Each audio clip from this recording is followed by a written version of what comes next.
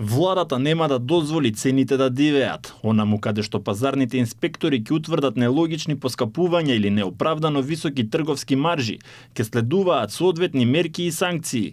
Министерот за економија и труд Ристевски веќе остварил средба со поголемиот број на трговци, добавувачи и увозници и оцени дека досегашниот балансиран пристап на делување на владата дава резултати, појаснувајќи дека Македонија во моментов има најниска инфлација во регионот. Ова влада работи по пазарни услови, пазарна економија, немаме досега ограничување и гледаме дека самиот пазар на понуда и побарувачка ги регулира добро цените, бидејќи порано и некоја претходна влада која нон-стоп имала вакви одлуки, мерки, ограничување на цени, директно мешање во пазарната економија, можеби ефектот бил мал во текот на додека трае мерката, меѓутоа тоа се пресликувало и се дуплирало во наредниот период кога ќе заврши мерката и тоа не е добро, на крајот од денот го плаќа тоа повторно граѓаните. Онаму каде што нема, како да речам, пазарна логика во зголемувањето на некои цени, маржи и така натаму,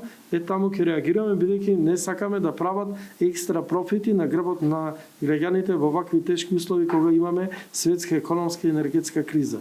Просечната потрошувачка кошничка која ја најавува владата треба да почне да се применува од септември. Таа, како што објаснуваат надлежните, ќе им служи како статистичка основа за креирање економски политики, закони и мерки, темелени на релевантни и обработени податоци. Просечната потрошувачка кошничка не е пандан на минималната потрошувачка кошничка, која не е минимална, ја објавуваат синдикатите према некои нивни параметри, меѓутоа ова кошничка нам ќе ни користи за водење на исправни економски политики, носење на исправни закони, одлуки, мерки и така натаму виднина да бидат базирани врз база на добро обработени статистички податоци. Чекувам ако се согласиме од септември веќе да почнеме да ја применуваме. Таа е готова, да повторам. За утре е закажана седница на економско-социјалниот совет на која ќе се разгледуваат повеќе точки, меѓу кои годишната програма за работа на советот, како и повеќе прашања поврзани со економските и социјалните политики.